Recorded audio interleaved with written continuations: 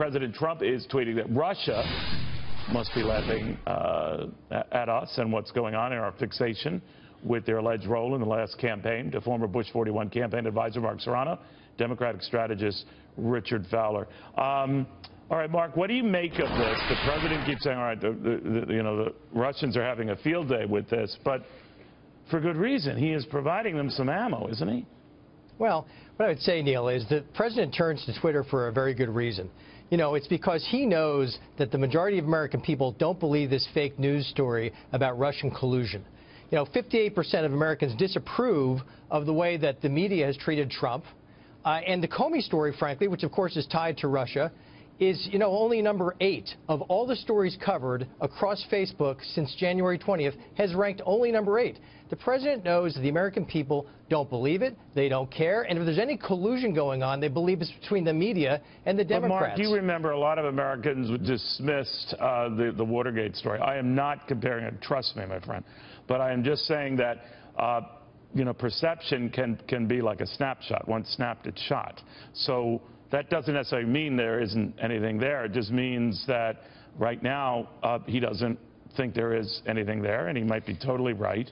But is the way he's handling this helping or hurting his cause?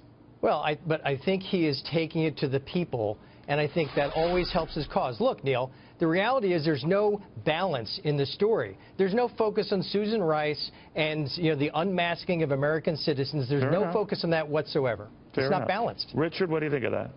Well, here's the thing. I have no problem with the president firing Comey. I have a problem with the timing of it and how it was done. But there's never any good timing, right, Richard? No. Let me be very clear here, Neil. So this is how I would have done it if I were working in this White House for this president. I would have asked Jim Comey to resign. I would have picked his replacement, have him, his replacement, myself in the Rose Garden if I was President Trump, and saying he has decided to resign. Here's my replacement. There's a continuity in power, so on and so forth. What he did was a last-minute firing. He woke up in the morning. He decided to fire him, and he got mad when the media was like, wait a minute. You just what? This is not, there's no continuity here. There's a looming Russia investigation, which for this Trump White House would go away if the president stopped tweeting about it. For the past 3 days. No way. No way. Wait a minute, Dan. Wait a minute. For the past 3 days, Donald Trump has tweeted almost 80% of his tweets have either been about Comey or Russia, but he wants it to go away. You're suggesting he started that story.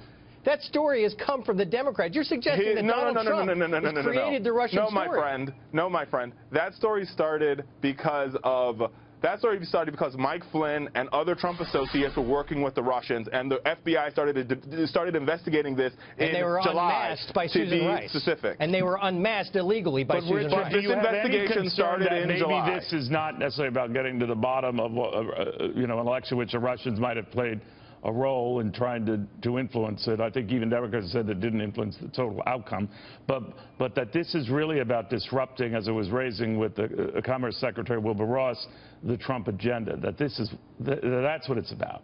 Well, listen, I've said over and over again, and I've called multiple times for a commission, like similar to the 9/11 commission, that takes the politics out of this Russia investigation. There's politics on both sides here, whether you talk about Devin Nunes and what he did on the House Intelligence Committee, or you talk about Mark Warner and the long speech that he gave on the Senate side. There needs to be an independent commission where all these investigators report to that takes this particular case out of the political landscape, right? Because this is not, would that include the unmasking? Would that include the unmasking?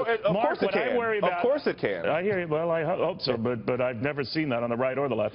But Mark, what I do see happening here, and I could be wrong, is I see a lot of things that Donald Trump wants to get done, whether you like him or not getting done. I think that whether there's anything here to this, I don't think they're going to get done.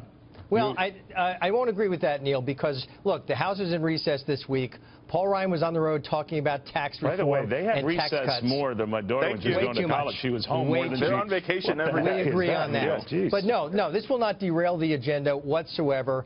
There are plenty of committees on the Hill who are acting on infrastructure and tax reform and health care. We're going to move ahead without that, this being a distraction. I'll believe it when I see it, Neil, because I haven't seen it. You argue your points very, very eloquently. Thank you both very, very much.